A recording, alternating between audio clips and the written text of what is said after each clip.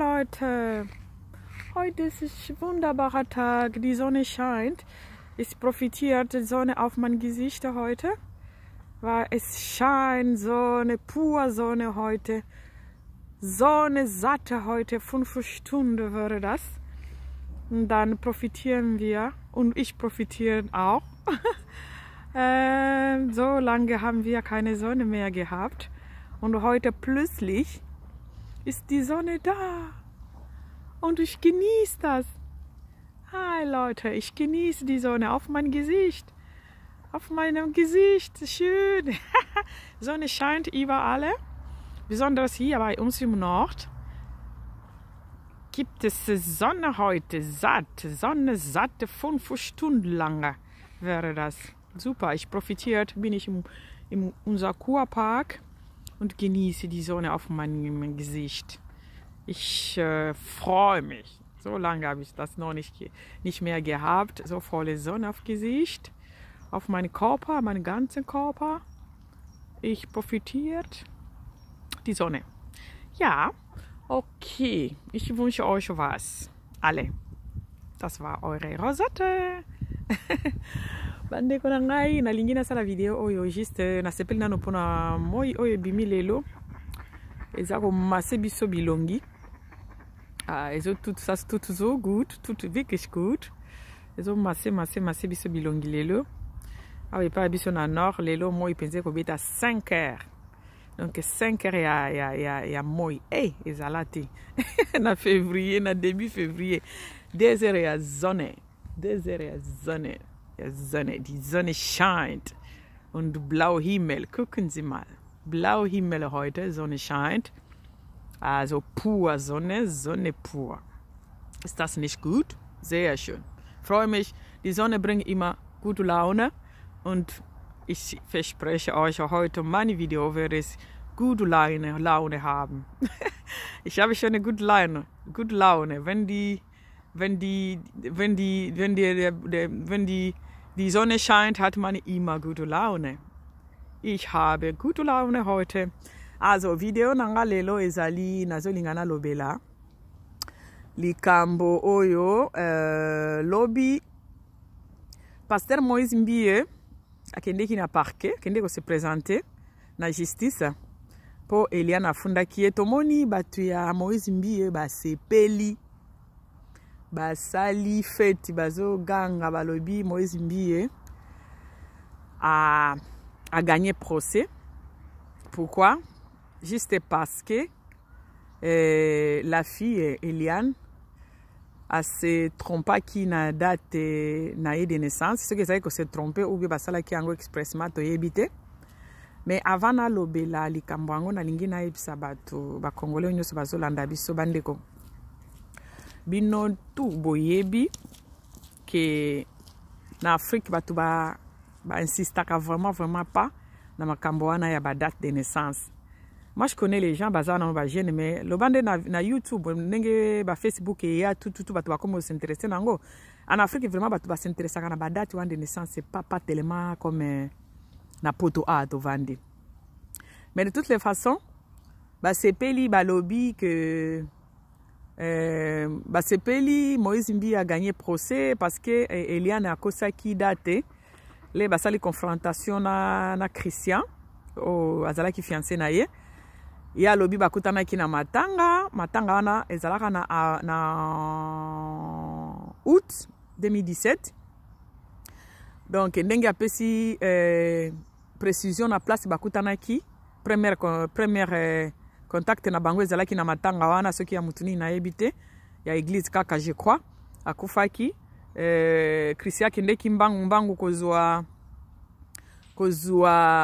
attestation de décès et de décès ya mutu wana ya décès babenga oni attestation de décès ya mutu wana akufaki il paraît que mutu wango akufaki na août. Or la fille akokisaki 18 ans na juin.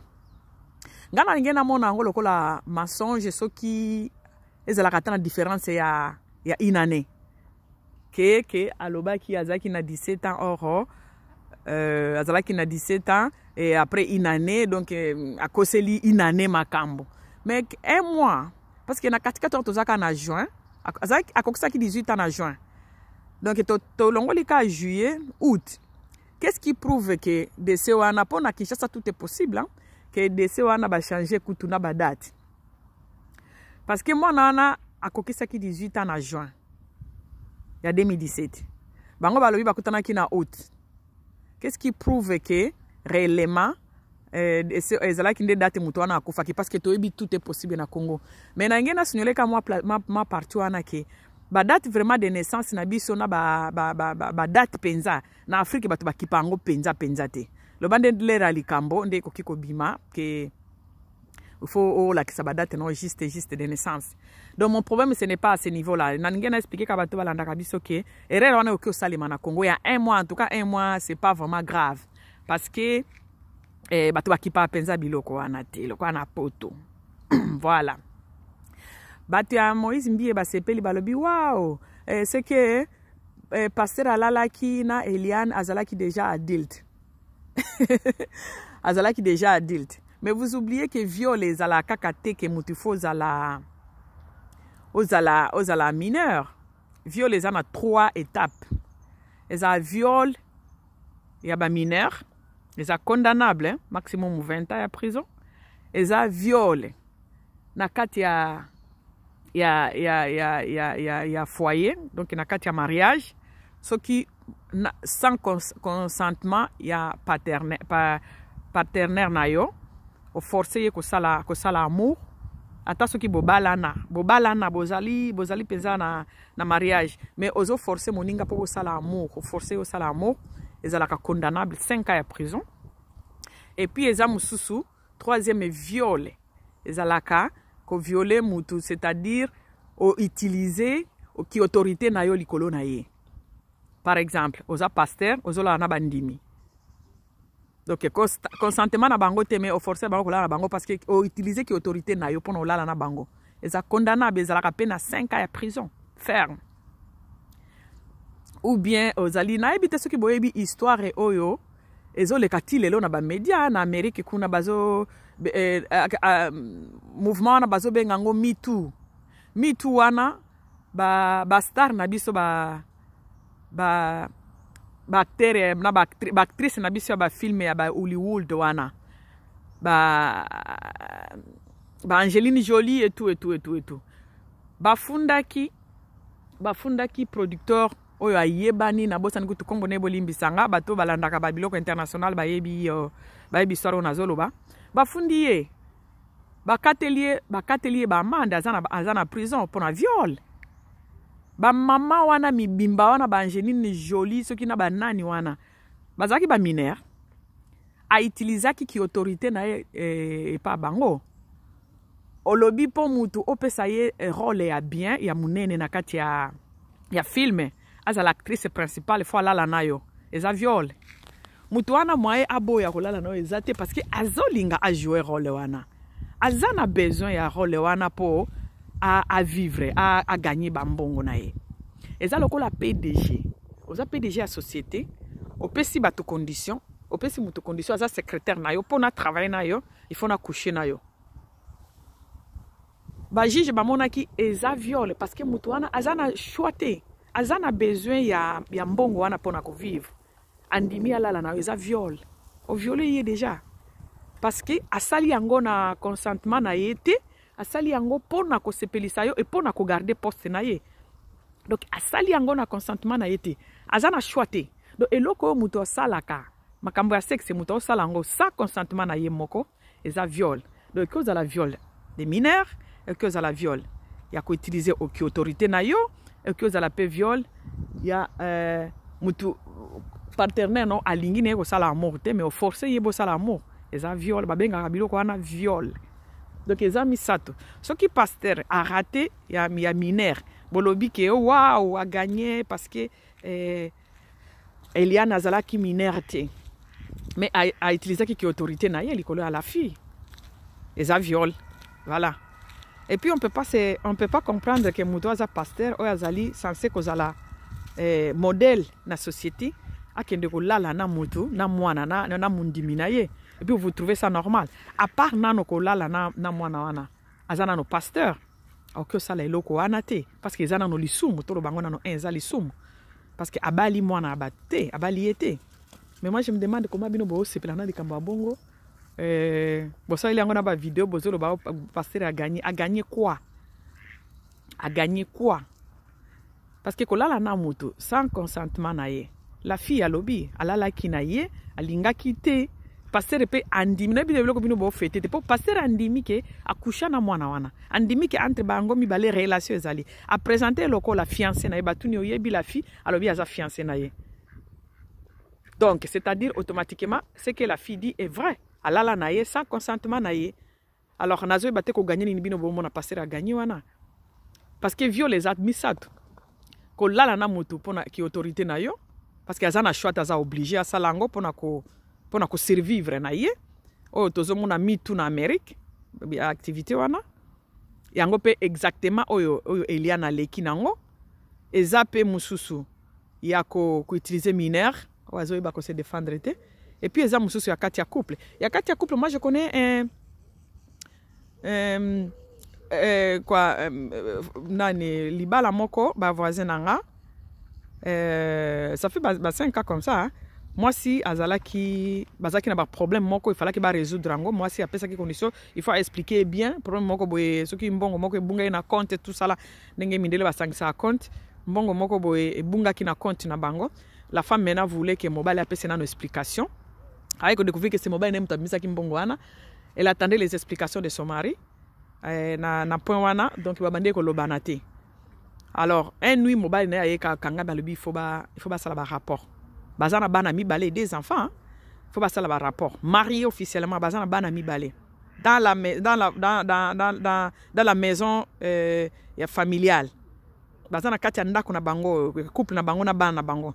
Moi c'est lobi non je ne fais pas l'amour avec toi, il faut nano opesa ngaba explication pour na mbongo wana ke wapi parce que na yebi eloko yo salite sans que oyebisanga eza compte ya famille okoki kozwa mbongo ka boite na lingi na explication avant to continuer ba vie na biso ndenge tozalaka mobali ya forcé ye nzoka nde mwasi aza ko enregistrer mobali ya forcé ya sala ne amour mobali a forcé sala ne amour na ndenge mobali azo ganga na ndenge mobali azo na ndenge ya zo lela boy ba enregistrer nyoso après ko si sa ko sala ne amour mwasi asala kinini abengi police apesi na vidéo wana. Alors bakangaki mobali bakateli 5 ans bazalaki marié mais bakateli 5 ans ya prison 5 ans. Moi si n'est propre papa maman ya bana na ye a violaki eza viol biso toyebaka ndi makambo te na mboka biso towelelaka ko crier victoire. Problème na biso awa eza koyeba victoire te qui a gagné qui a fait quoi.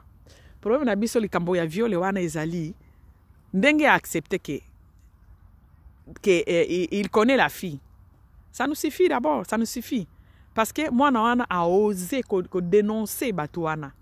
Parce que ezali krik moko boye ya batu bazalaka ba pasteur ba se permetaka ko sala tout na basi ya baninga ba se permetaka ko sala tout na bana ya baninga. Donc alali na bana na bino boyeli bango mabonza comme si bango ba patron comme si bango ba batu ya mbongo et puis bazo continuer kolala na bana na bino na basi na bino. Eliane quand même a osé hausser la voix. Elle a osé la fille de hausser la voix. Donc ezali a féliciter d'abord parce que pasteur yemko nano a reconnaître que ayebi la fille c'est sa fiancée. Du fait ya ko reconnaître que a couché na la fille wana eza déjà victoire na côté ya Eliane. Eza déjà victoire parce que la fille avait dit au début que azo salango pona ko sauver milimo. Peut-être ba comprendre que te loko ni na sauver milimo ndenge ni azandumba to boite okoza ndumba. Parce que mutu soki azo linga ko sala yo mabe azo linga ko sambisa akobimisa na babiloko oyo osala kanona ba délire. Kobenga endumba, c'est un problème te azandumba mais le pasteur, votre pasteur a accepté que ayebi la fille, elle a couché avec la fille. C'est ce que nano to bande linga nano to yeba yango wana. Boyebi vérité bakashaka ngote. A gagné par rapport au bolobio à kosa ki âge. Ce qui ngana libina oké ko binga ngo kokosa, ce qui ezalaki inane. Mais un mois na katikati, elle peut se tromper. C'est normal. C'est normal. Na Afrique penza ba ki pakabilo ko anate. Mais violer za kaka ko ya ba mineur te. kolala na moto pona ko utiliser ki autorité na parce que oza pasteur na ye. Eza viol. Eza déjà viol. Et puis vous oubliez autre chose, bafunda ki kaka pona viol te. Batia ki 3 ou 4 points. Alongoli se bazemi sikoyo moto asi andimi ki alala ki na c'est que automatiquement alongoli se bazemi. C'est que alala na ayebi déjà la fille. Ako zape alongoli se bazemi.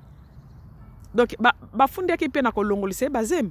Il faut prouver biloko nyonso wana la fille a des preuves. Ayebi azana ba photo ya ndako mobimba ya monsieur Moïse Mbie. Alongoli saki bazemi. Bafunda ki pe pona eloko yango. Pona ba photo na ye ba vidéo ya la fille ya nudité oyo ebimaki na kati ya téléphone ya pasteur. To sali biloko wana ba monsieur Belé donc tokolingo se répéter yango aate. Pona ba photo ya Eliane oyo bimi na kati ya téléphone ya pasteur. Nudité na ye. Bafunda ki pe pona yango. Intimidation ke ya bakoboma ye soki alobi ba voice ezali Eliane azanango. Donc ko bandeko to lukaka to défendre mutu te. Tozo défendre personne to défendre to sala penza bana nzambe si réellement boza bandimi ya solo obokenda ko luka nzambe na église to lukana to défendre kaya nzambe. Parce que mutu aza mutu okiko senga ne pardon batu bakolimbisa ye. Michel soki Michel bakanda soki bakanda asengi pardon alobi a se retirer na ye. Tout le monde ayokeli mawa. Même na sala écoute commentaire na biloko ne wana to limbisi tikali siko ye na nzambe. Pourquoi pas Moïse okioza la paix bongote? Moïse azanani Michel bakanda zanani. Bango so basala la nzambe bayembe la nzambe. Pourquoi kaya ya Moïse bozolinga bo komisango lokola aza pécheur tout ça là? Non. Le fait d'accepter à tout beli. Comme ça, tout qui l'état, c'est quoi ça la makamune, mais y en a à reconnaître, nanzambe na ye. Bino bando loba, oh, la fille a zoko cela et tout. Mais y a moko akena akekuna andimi ke ayebi la fille, c'est sa fiancée. Et puis boye bake a gagné procès parce que procès ba katina nota. Comme Madame Denise, oh, toyebaki, nous sommes kolanda dossier par rapport na ba vidéo na epo bando sala ba vidéo moko ya bien. Ezalaki na ba élément mingi na kati. Madame Denise, j'oublie son nom ici. Prénom na Denise. Oh bandi a pesa biso ba information. Yé moko ay ko sala vidéo alobi, OK.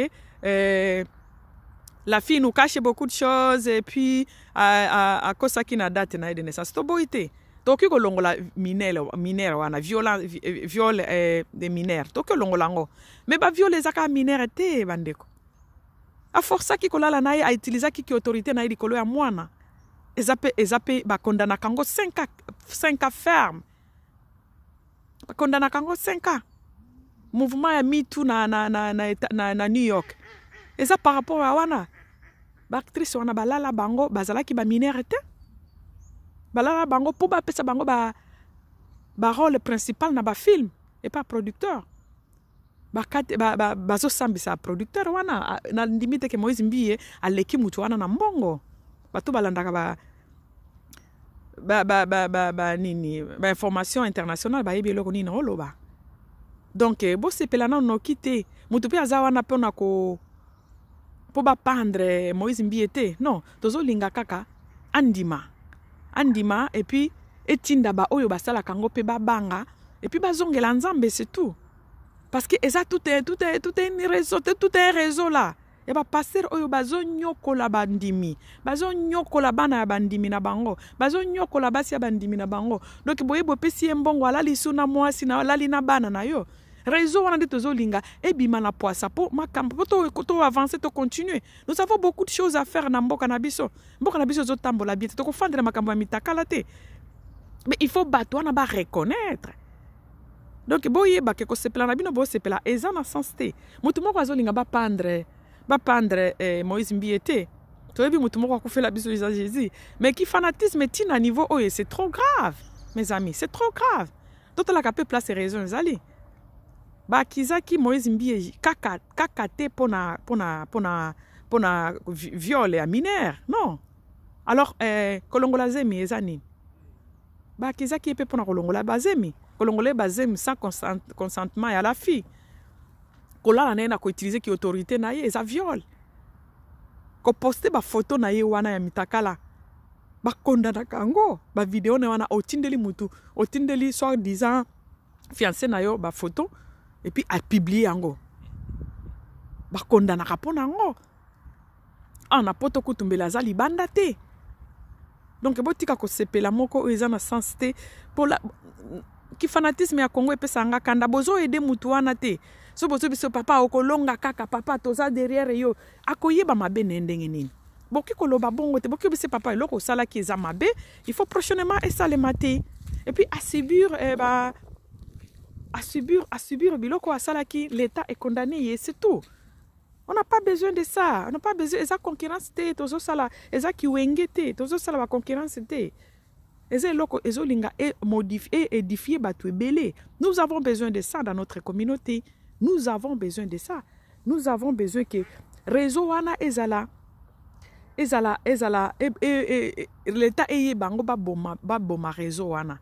Réseau wana ya ko utiliser batu ya ko utiliser kolala na bana bato en tant que pasteur ozola na bana baninga ozo coucher na basi ya baninga ozu ba photo ya batu o ba yaka ko sambele pa na yo ba photo na bango ya mitakala obombi yango na kati ya téléphone na yo po sala yango nini yo pasteur.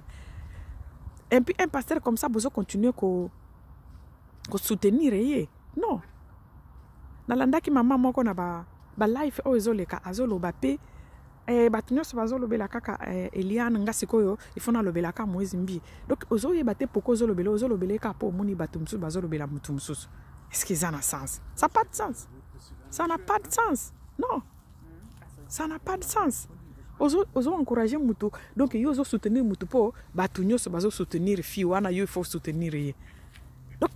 Donc c'est tout comme argument. C'est tout vraiment comme argument. Ya ko soutenir mutu azo sala mabe, azo maltraiter na basi ya mabala na banini azo lala kana bango et puis azo garder ba nudité na bango na téléphone na ye. Donc argument na ya ko soutenir ezali parce que azana mutu te, yo il faut soutenir. Ça en tout cas c'est tout comme argument et vous trouvez ça normal? Non. Tozo soutenir Eliane ezate ke poto ini Moïse Mbi non. To lingi réseau ana ekufa. C'est pourquoi on soutient la fille. Il y a du courage quand même. Il y a loba, il y a se voir. On les soutient par rapport à ça. Parce que biloko est ça les maka tout le temps dans la communauté nabiso. Aza mutali bosote, aza victime na biloko ana. Et ça les maka dans la communauté nabiso.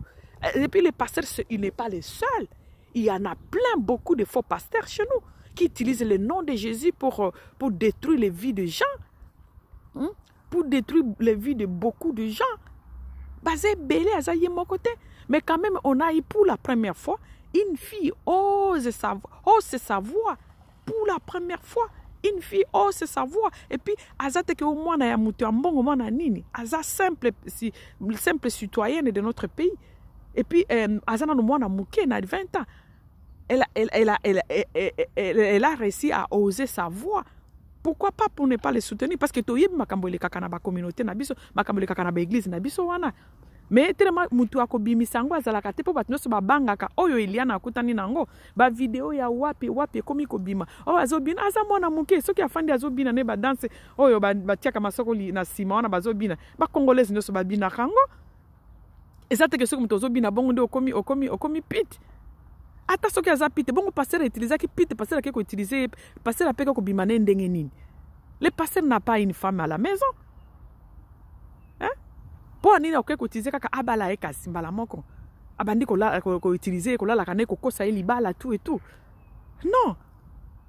Tozo encourager exacte que encourager qui que ce soit mais tozo soutenir la fille parce que toyebi ke makambo na za na communauté na biso pe même mutu moko te azo courage ya ko dénoncer. Et comme elle est là, ce courage là d'oser savoir, de oser savoir. Nous sommes derrière elle. Bino so boyebi ke aza mutu alibosote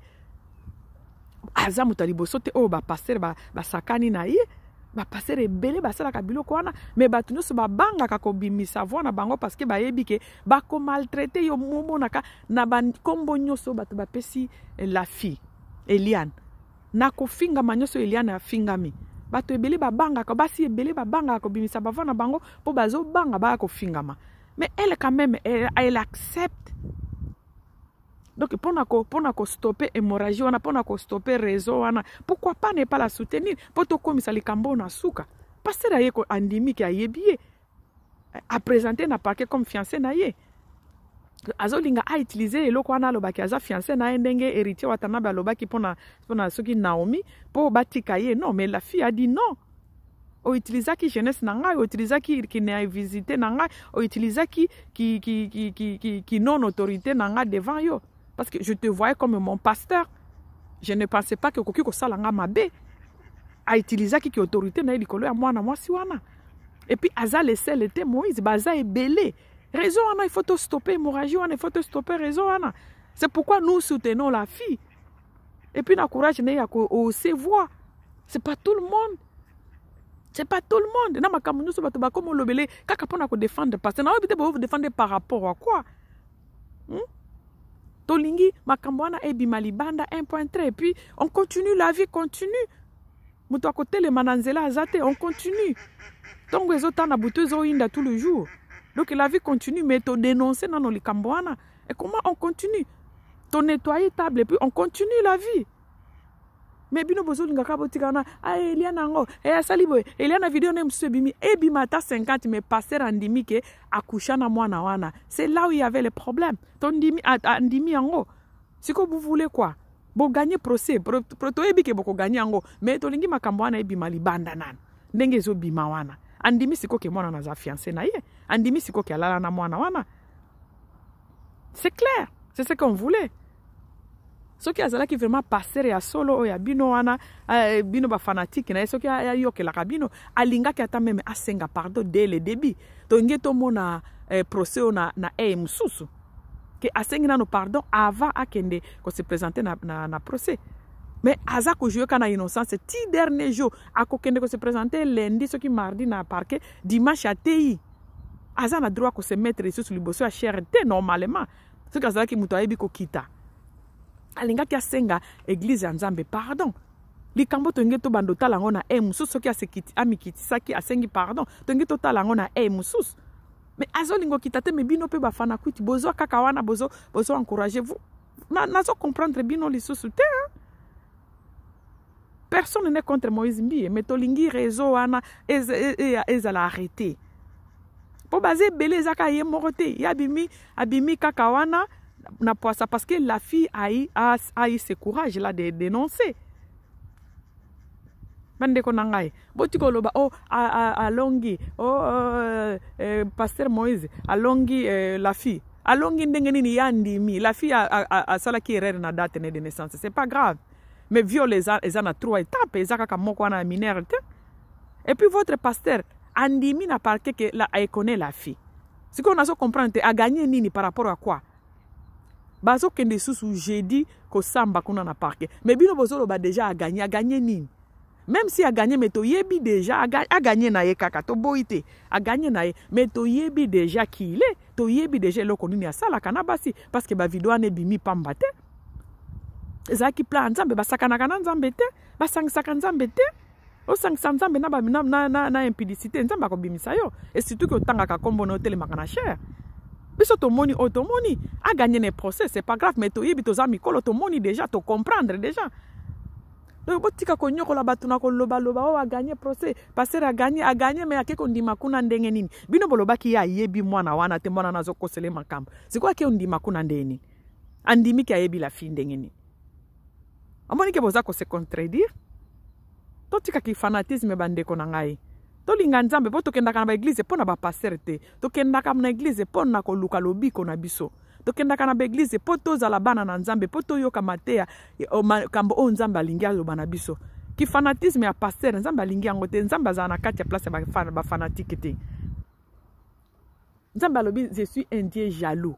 Notre Dieu est un Dieu jaloux. Et comment mi na Bible Dieu est un Dieu jaloux. Alingate mutu moko boy azwa place na ya linga ngote bino sikoyo bo sala kairere bo komisa ba passer na bino wana ba Nzambe donc ba ko zala na faute te il faut ka bo lukelango ba explication pour atika la kaka wana passer na bino donc bo zu place ya Nzambe bo tie pasteur mais bozo salisa masumu Nzambe jaloux alinga mutu te azwa place na ye donc arrêtons bandeko to arrêter na babiloko.